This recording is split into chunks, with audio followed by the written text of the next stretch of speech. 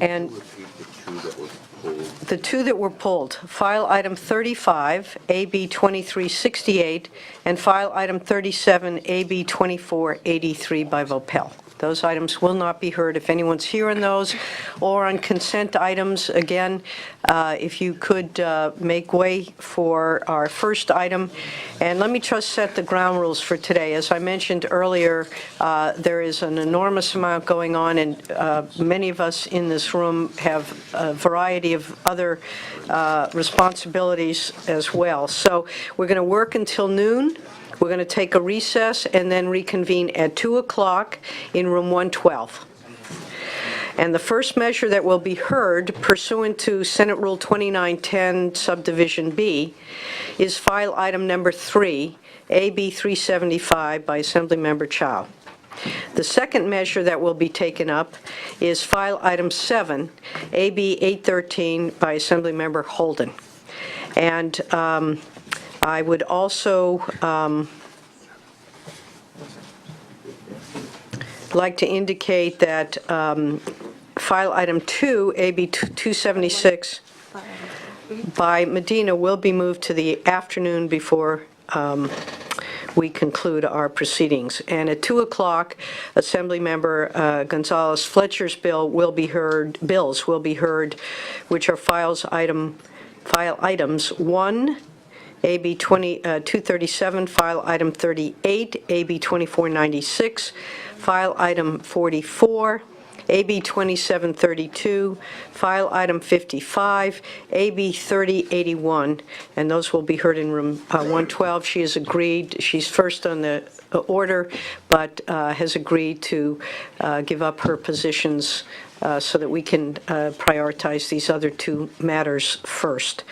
And we will also hear the following items in the afternoon. File item 5, AB 734 by Bonta, file item 8, AB 987, Kamlager Dove, and file item 30, AB 2267 by Wood. Those are CEQA measures, and those will also be heard at the same time. There will be a test in 5 minutes on all of that we've just heard. If you just give me a minute before we start, we will be starting with file item 3, AB 375. So again, the rest of the measures will be heard in file order other than that, which I've just mentioned. But give me just 1 minute, please.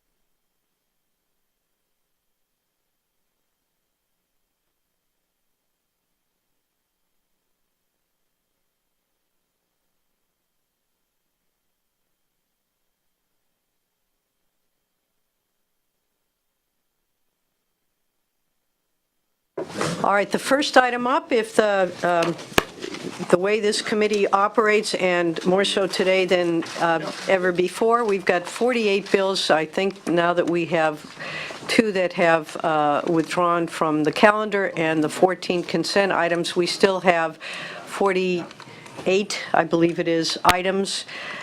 So we will have the first bill up. We'll have 2 witnesses each, 2 minutes apiece, and then we will have the opposition come up, 2 minutes each for 2 witnesses. Then we will have, let me go back. Those in support, there'll be 2 witnesses, 2 minutes each. Then all those additionally who would like to indicate their support for the measure, we've got, do we have a microphone right up here? We'll ask each person who wants to add on their support to give their name, their affiliation only. No speeches. and then we will go to the opposition. The opposition will come forward, 2 witnesses, 2 minutes each, and then all those others who are in opposition will come up to the microphone individually, give their name, their affiliation, and indicate, of course, their opposition. If anyone's in a neutral position, we'll accept that as well. But please, we've got a lot of people in a small room, and we've got a large agenda to get through. So with that, we'll start on special order with the privacy measure. Gentlemen, good morning, and in advance, thank you for your hard work on a very, very important issue. So with that, Assemblymember Chow, if you'd like to start. Good morning. Thank you, Madam Chair and Senators. Today, I have the privilege of presenting AB 375. AB 375, or the California Consumer Privacy Act, at its core is a simple bill. It is based on the principle that people should have the right to control of their own personal data and should not be discriminated against for exercising that right. If a business wants to collect information about you while you're surfing the web and then use it for reasons of their own, like providing a service or selling it, they should ask your permission first. I have said it once in previous iteration of this bill, and I will say it again. It is your data, your privacy, your choice. This is a very important issue because online businesses have the ability to know a great deal about a person's online activities. In fact, hearing firsthand how much some of these companies know about a person is what prompted Mr. Alistair McTaggart to become a privacy advocate and led him and others to pursue a ballot initiative in the hope of curbing these privacy abuses by giving consumers more control over their own data, and is what ultimately led to the drafting of this bill before you today. Mr. McTaggart is not alone in the desire for Californians to have more control over their information. In fact, a study conducted by the Pew Research Center in 2016 found that some 74% of people surveyed say it is very important to them that they be in control of who can get the information about them, and 65% say it is very important to them to control what information is collected about them. The same study found that 64% of Americans believe that the government should do more to regulate what advertisers do with their personal information.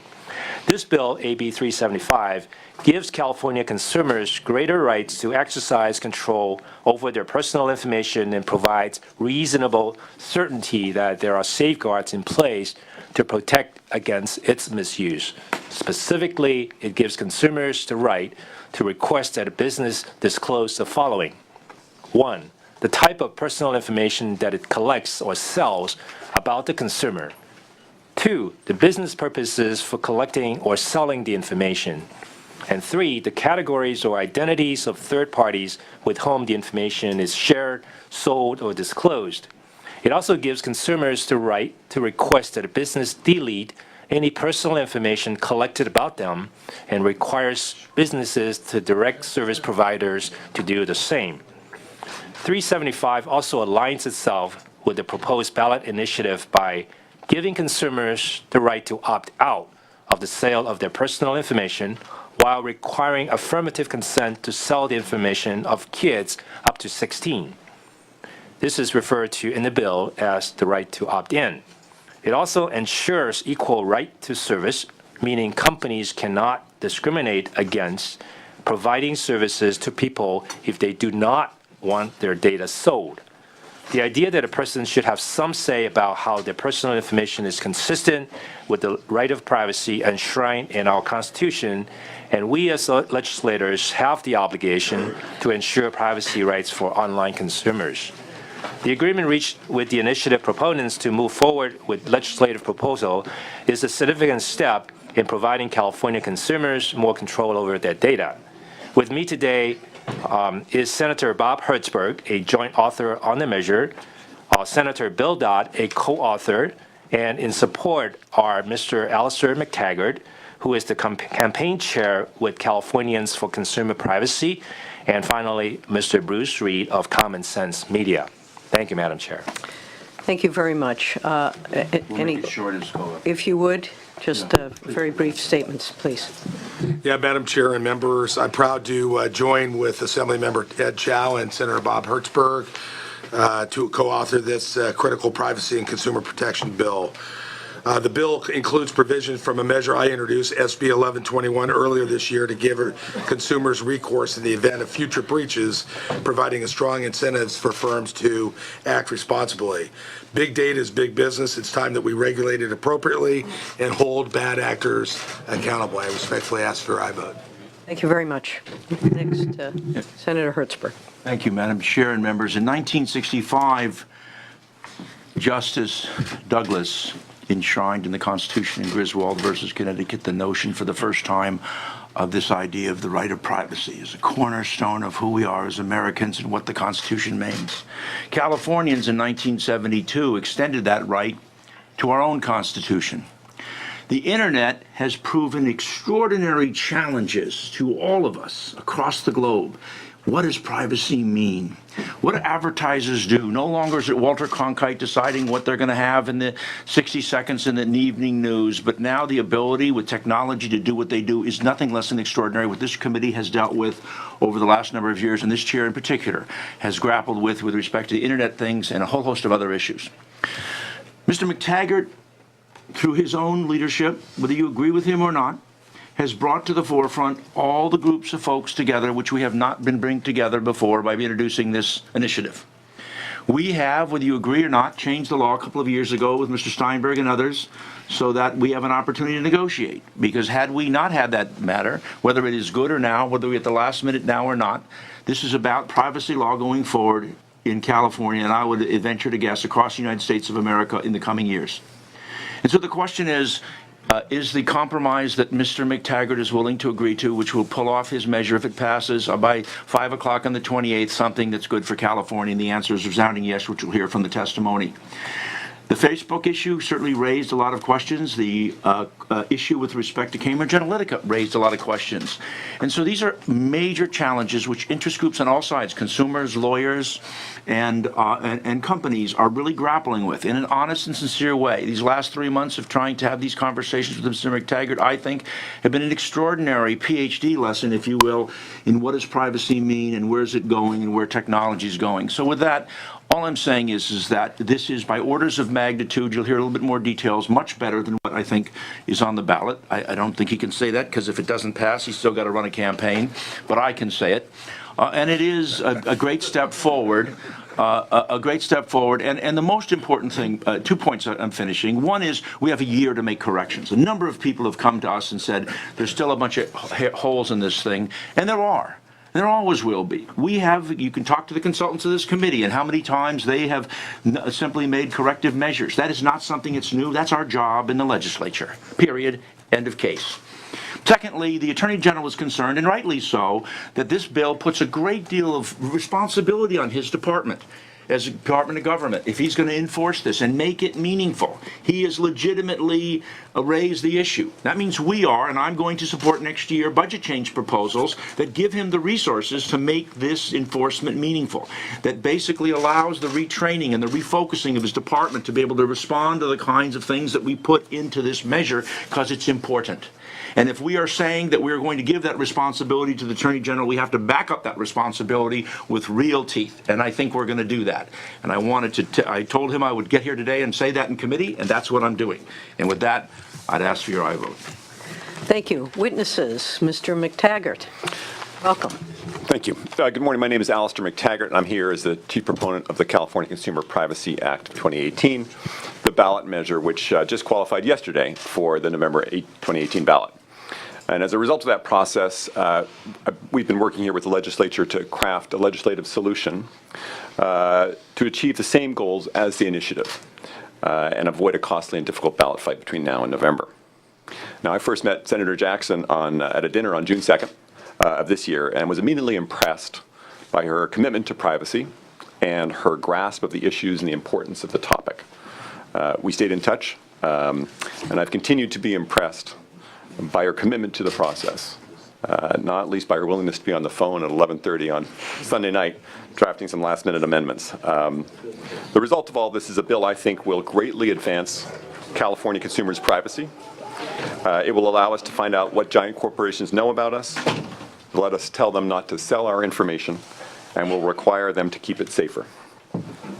In addition to Senator Jackson, I would like to thank Assemblymember Chow, Senator Hertzberg, and Senator Dodd, without whom this bill would not have become reality, if it does become reality by Thursday. The words public servant are bandied about with cynicism nowadays. But in my personal experience, the members I have met on this journey could not be more aptly described. Thank you.